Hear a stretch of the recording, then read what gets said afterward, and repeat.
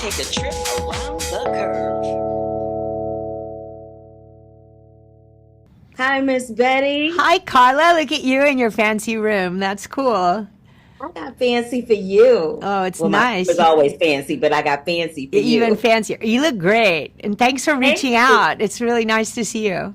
Listen, every year, you always remember my birthday on Facebook and send me like a little written song thing. And I'm like, Betty Buckley is singing to me in text. I am so excited right now.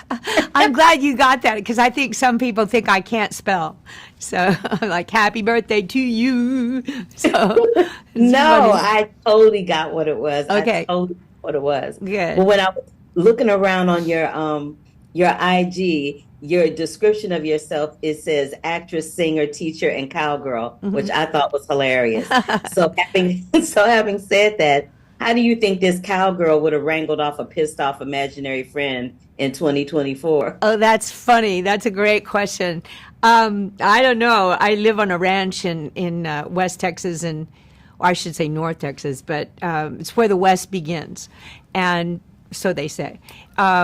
I have horses and dogs and cats and a donkey, and but I do have a rather large stuffed animal collection. And since I did this film, I'm looking at them a little differently, Carla. I'm like a little concerned. So, Listen, Betty, me too, girl. I collect teddy bears. me And I too. have thi- and I have this one that does like this. And my mom last night was like, "Where's that teddy bear who covers his eyes?" I'm like, "We're not gonna see him for a while." Well, when I just came here today for this beautiful press junket that Lionsgate has set up, they're doing such an amazing creative, thing with for the press and release of our film. They had this little Chauncey bear sitting there, and I was sitting on the couch, and I was like, he's really cute. I want one of these. And I picked him up and looked at him and said, no, I think I don't. I overstand a zillion times over. I overstand. Yes. So I also know that this is not your first foray into the horror genre. You were No. in Split, you were in The Happening, you were in my personal favorite, Carrie, Uh-huh. as the teacher, and which is such a huge departure from the musical theater world, which I also come from.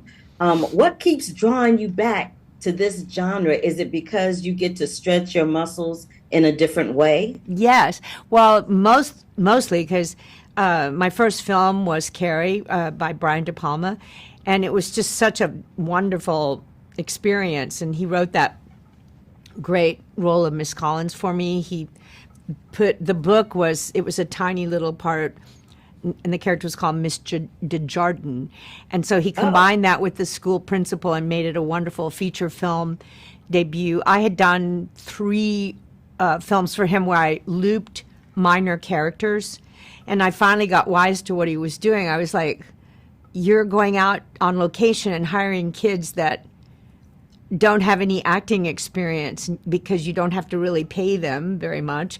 Then you bring me into the studio and I create their voice, which makes it look like they can act, which is a wild thing." And I was just like, I was 24. I was like, I'm studying acting and I'm working really hard and I know all kinds of other people in my class, and for any one of us this would be a great film debut, and I'm not going to do this for you anymore. And I think he kind of admired that, and so a few months later he took me to dinner and gave me the book of Carrie and said, this is my next film and I want you to play the gym teacher. So I read the book and I loved the book, but I thought, oh well, it's a teeny part, but that's okay. That's what I admonished him about. That's what I said I wanted. And then they sent me the script a couple of months later, and it was this fantastic film debut, and I really wept. I was so touched by the gift of that. So I had a great time shooting that movie with him, and then I'm a huge M. Night Shyamalan fan, and I had auditioned for a few of his films. I hadn't gotten the role, and then I got The Happening, and then he called and said that he wrote the character in Split opposite James McAvoy for me, and that was an incredible gift as well.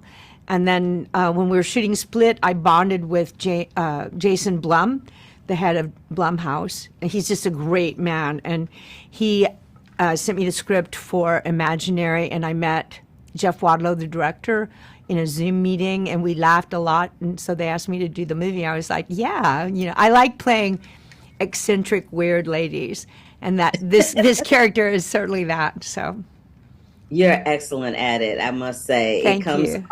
It comes off in such a humble, meager way that when things kind of go left, we don't expect it coming from you. So that means that you've Oh, done your job. thank you. That's a great description. I really love that. That's Oh, exactly what I intended to do. I appreciate your saying that. well, you know, I'm Yes. an actor, so Oh, I come from Broadway like you. So I look at things as an actress who's also a film critic. I look at things a little differently than most yeah. film critics do. I look at things mostly from a performance aspect because I Yeah. can't. Which brings me to this. So coming from Broadway and doing 8 shows a week, you have to have a certain type of physicality. It's almost like being an athlete, right? You got to train to do those shows every night. Yeah. What kind of training did you have to do for the little bit of physicality that you have in this film? And was it you or was that a stunt Well, double? I don't think I should tell you that, Carla. Come on, Miss Betty, you can tell me. God, I'm not gonna Uh, tell nobody. all right. Well, yeah, I've done, if you, well, I actually did some of the fight scene work in the TV show Preacher. I had a big wrestling match with Ruth Nega in that show, and I was the main villain in season 3. And I came away from that with my arms bruised from like hands up my. It was like, what? I had to go to a doctor because the bruising was so bad. Anyway, and then when I did Carrie, when I was even a girl in her 20s, the basketball backboard death scene, they had a stunt woman for that, and that was when I first met stunt people and was like, oh my God, their job is the hardest in the land and they're the best.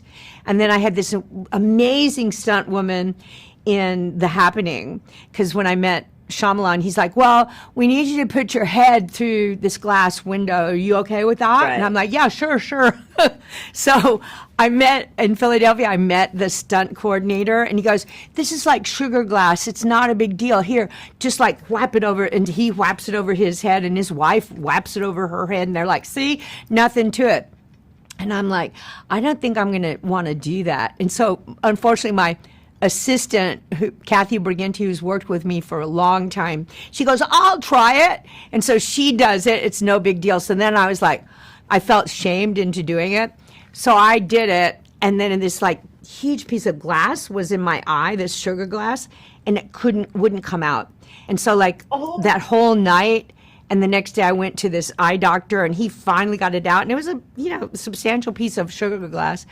So I had to call my manager and say, I can't do this stunt. So that was the first time I really refused a producer, and they were like, no problem.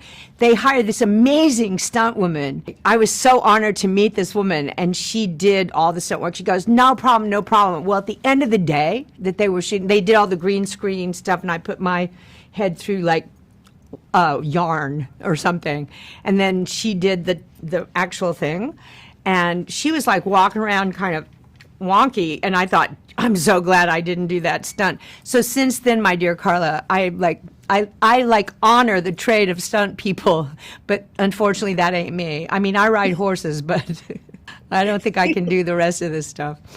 you're like, I ride a horse, but I'm not trying to do that other stuff.